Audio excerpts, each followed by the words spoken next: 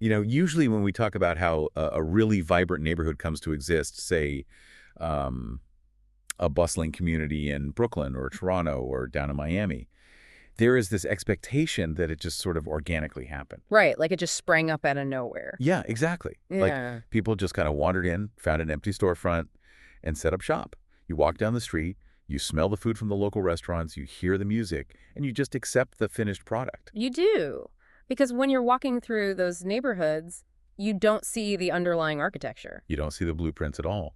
But when you step into the world of historical migration, suddenly you realize that what looks like, organic community growth is actually the result of an incredibly complex, highly strategic series of legal loopholes. Oh, absolutely. And staggering personal sacrifices, too. It is the absolute definition of invisible scaffolding. Right. We like to think of migration simply as people just, looking for a better life. But the reality is often dictated by the really rigid mechanics of foreign labor laws and geopolitical shifts. Well, today we are unpacking a really deliberate, fascinating historical shift. We're looking at the strategic movement of the Jamaican diaspora to North America, basically from the 1940s through the 1980s. It's a huge timeline. It is, and we've got a great stack of sources for this deep dive today. Historical texts, demographic analyses detailing the specific migration policies, and our mission here is to uncover those hidden legislative loopholes and the domestic turmoil that transformed what was supposed to be a temporary labor force into these powerful, permanent communities. Which is so important because when we think about post-World War II migration from the Caribbean, the dominant narrative usually focuses on movement to the UK. Right, the Windrush generation. Exactly. But while the UK dominated the headlines, the real permanent focal point quietly became the United States and Canada. And it wasn't an accidental shift at all. No, not at all. As we explore this, I'd really encourage you listening to listen for the theme of profound resilience. This was a highly calculated movement dictated first by foreign labor laws and then later driven by a fractured political ideology back home. People were actively navigating these constantly changing rules just to secure a future for their families. It's wild. But we have to start by understanding how extreme isolation actually forced the creation of a brand new economic system. Right, let's go back to 1943. Yeah. World War II is raging. Yeah. The U.S. is facing severe domestic labor shortages. Everyone is fighting or working in factories. So the agricultural sector is absolutely desperate. Crops are literally rotting in the field. Because there's no one left to harvest them. The U.S. desperately needed people to do the hardest jobs imaginable. So the government responds by establishing the British West Indies Temporary Alien Labor Program. Which is quite a mouthful. It is, yeah. But this acts as the blueprint for what later evolves into the H-2A visa program that we actually still have today. Thousands of Jamaican men were recruited for this. And we are talking about grueling, back-breaking physical labor here. Oh, absolutely brutal. Cutting sugarcane in the intense, humid heat of Florida or, picking apples in the freezing winds of the Northeast. And it is crucial to understand the legal parameters here, because this was not a pathway to citizenship. Not at all. Right. It was strictly circular migration. Exactly. The men came, they did the heavy lifting, and they were legally required to leave the moment the season ended. Wow. And the living conditions were incredibly austere. They were housed in these isolated barracks, completely cut off from the broader American society they were feeding. So how do they survive that kind of isolation? I mean, they can't bring their families, they can't integrate into the local towns. They adapt by creating a physical lifeline. Out of this extreme isolation, an entire economic culture is born. It's known as the barrel children culture. Okay, let's unpack this for a second. The barrel children culture. What exactly does that look like? Well, these seasonal workers would take their earnings, which were meager to begin with, right? Yeah, right. And they would carefully purchase goods. Then they would pack these enormous shipping drums, like actual industrial barrels. Yeah, they'd pack them with clothes, non-perishable food, school supplies, and then literally ship them back home to Jamaica. That is just, it's almost like an early analog version of gig economy remittances. Yeah. But instead of just hitting a button for a wire transfer on an app, Yeah. it's a giant, heavy shipping drum. Yeah. What kind of emotional toll does that take on a family? A profound one.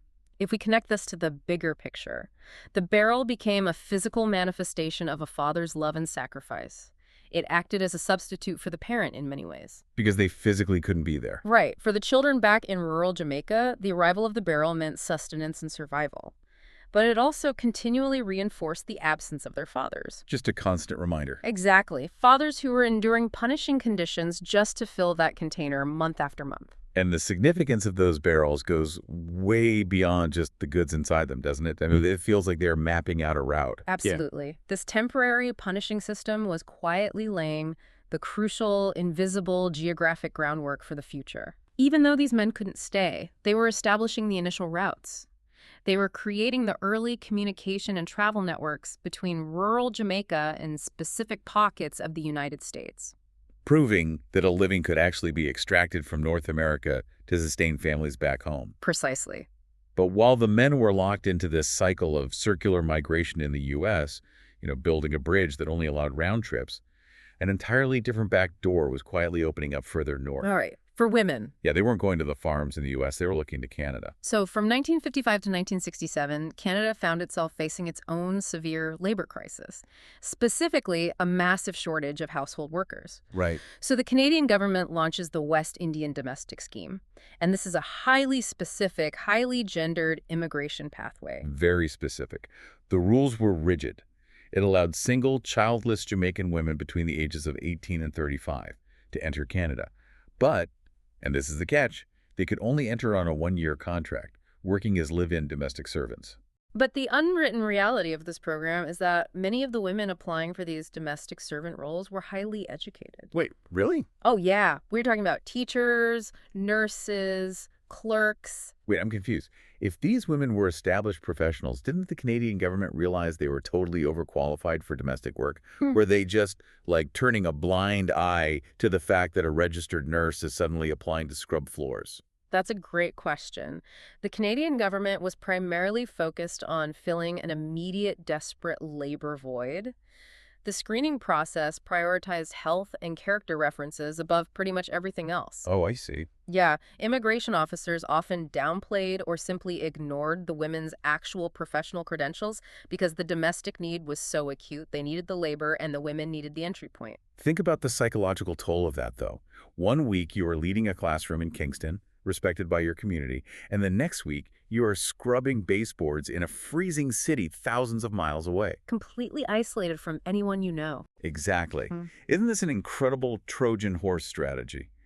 You have skilled professionals deliberately accepting a severe demotion in their professional status just to act as an anchor for a multi-generational master plan. Yes, because there was a loophole. Right. A very powerful legal loophole. If these women successfully completed that rigorous one-year domestic contract, Canada granted them permanent residency. Wow. And crucially, with permanent residency came the right to sponsor their family members. That is brilliant. They endure the year, secure the residency, and then start pulling their families over. Exactly. These women functioned as geographic anchors.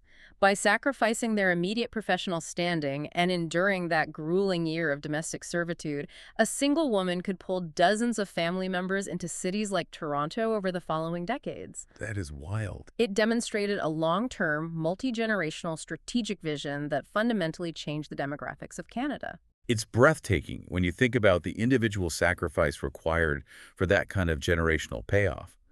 But, while Canada was offering this challenging, narrow loophole for women, the United States was about to blow its front doors wide open. Oh, absolutely. Moving from the 1950s into the 1960s, the story shifts from a strategic trickle to an absolute flood. To understand this flood, you have to look at the architecture of U.S. immigration law prior to 1965. It was dictated by the McCarran-Walter Act of 1952. Right. And this wasn't just casually biased, it was a highly engineered gatekeeping system. It built quotas entirely on national origin, heavily favoring immigrants from Northern Europe and intentionally restricting entry from places like the Caribbean and Africa. But then comes 1965, and the passage of the Immigration and Nationality Act, commonly known as the Hart-Celler Act.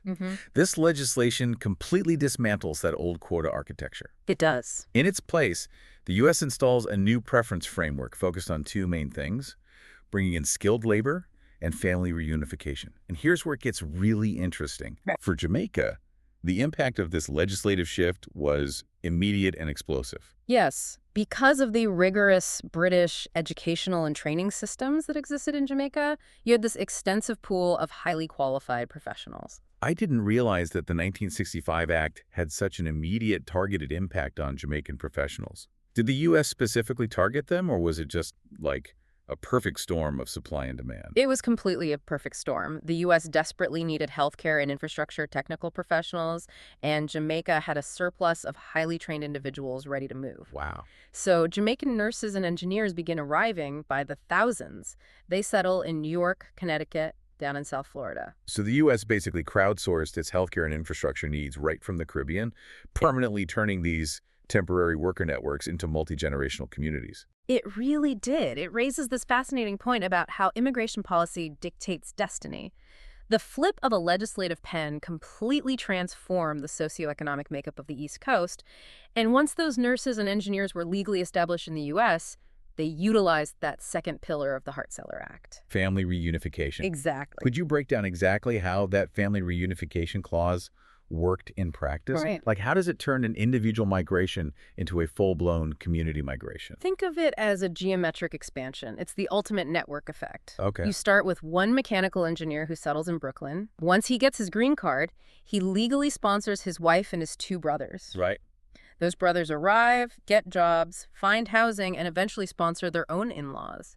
Within 10 to 15 years, that single engineer has facilitated the arrival of 30 people, That's crazy. all entirely legally, creating a deeply connected, self-sustaining community network. By simply changing the legal preference from national origin to skills and family, the U.S. permanently shifted the landscape. It really is a profound shift. I mean, we've gone from the austere, temporary barracks of the H-2 agricultural workers to the calculated sacrifices of the Canadian domestic scheme to this triumphant, skilled flood of professionals legally building permanent lives in the U.S. Yeah. It sounds like a pure success story of people being pulled toward foreign opportunity. It does sound like that, but the narrative takes a sharp, dark turn in the following decade. Yeah. If the 1960s migration was characterized by people being pulled by foreign opportunity, the migration of the 1970s was characterized by people being violently pushed by domestic instability. This fundamentally changed who was leaving Jamaica and why. Okay, looking strictly at the historical texts and economic data from our sources, the 1970s become a perfect case study in cause and effect.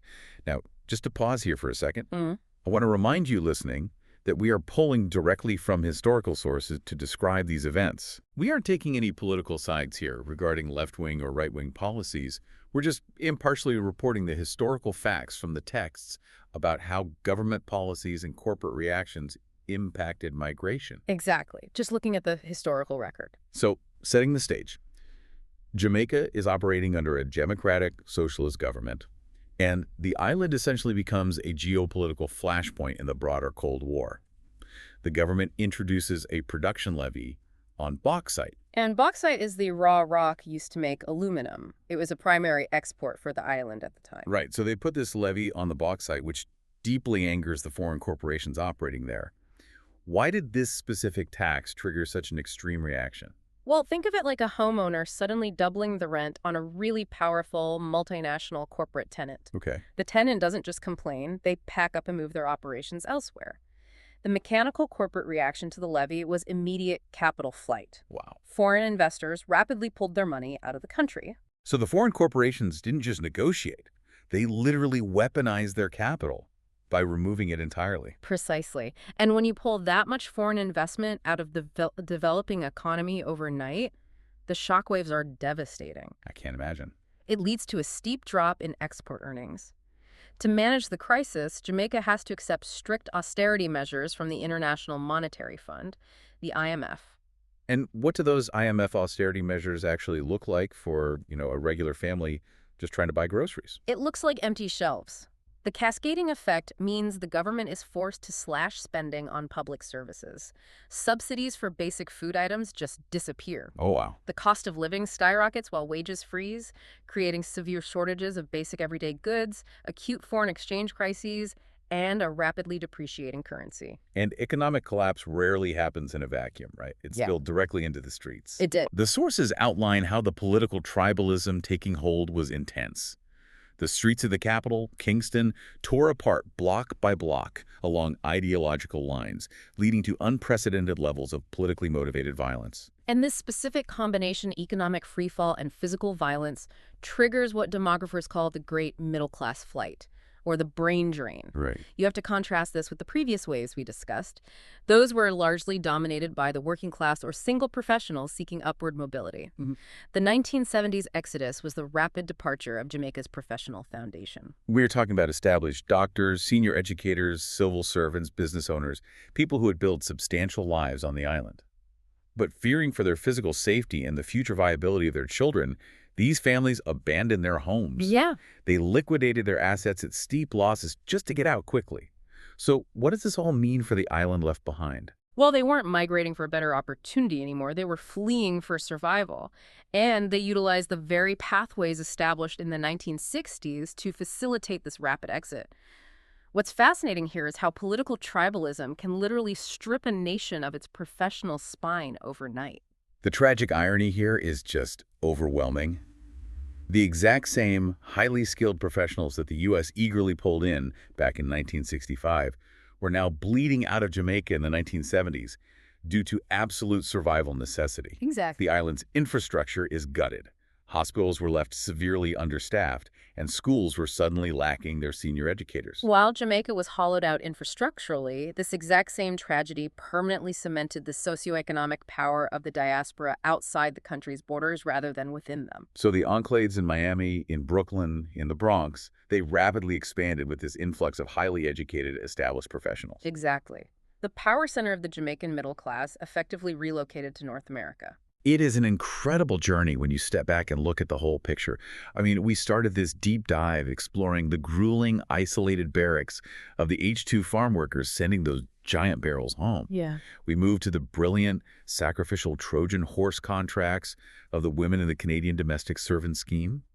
We explored how the legislative stroke of the 1965 Hart-Celler Act crowdsourced a healthcare workforce. And finally, we unpacked the violent political push of the 1970s brain drain that forced a middle class to flee for its life. And this brings us right back to your everyday experience. Yeah. For you listening, the next time you walk through those diverse, vibrant neighborhoods in cities like New York or Toronto or Miami, understand that they aren't just organic cultural melting pots. Right. They are the direct, tangible results of specific historical policy loopholes.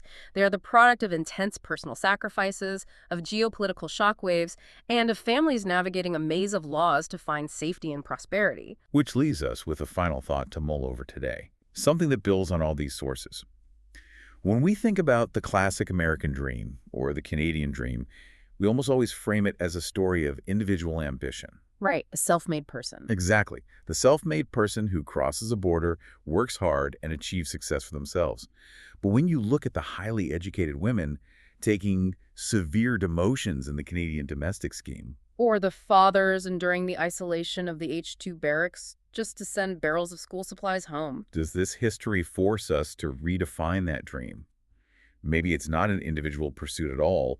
Maybe the true nature of migration is a generational relay race, where the first runner accepts all the friction, all the pain, knowing full well they won't get to cross the finish line themselves. Just so they can hand the baton to their children. Exactly. That really is the hidden scaffolding of these communities. Next time you admire the skyline, remember the blueprints.